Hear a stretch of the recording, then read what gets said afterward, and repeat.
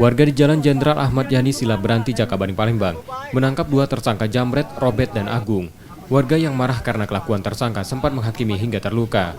Dua tersangka kemudian diamankan anggota TNI kebetulan melintas di lokasi kejadian dan membawa ke Polrestabes Palembang. Sasaran dua tersangka adalah perempuan yang mengaku dirampas paksa telepon genggamnya dari arah belakang. Korban yang terjatuh berteriak. Warga yang melihat kejadian itu pun menangkap dua tersangka. Berjalan sama kawan. Nah, tiba-tiba dia tadi narik HP dari tangan. Tiba-tiba sama kawannya tadi memutar kedua. Untuk senjata ada tadi? Tidak. Langsung narik, Pak? Iya, langsung narik, berlari. Posisi adik memang lagi ini jalan main HP gitu. Tidak, cuman megang. Memegang ya. Cepat ini adik teriak. Iya, teriak ada tentara tadi langsung ngejar. Oh, langsung kejar ya. Pelaku ini tadi ini umur berapa? Umur 2 tadi. Iya, untuk. Dapat di mana, Dek? Tidak tahu. Tak jauh dari situ lah, Pon. Iya, tidak jauh dari situ. Dapatnya. Bina Dharma.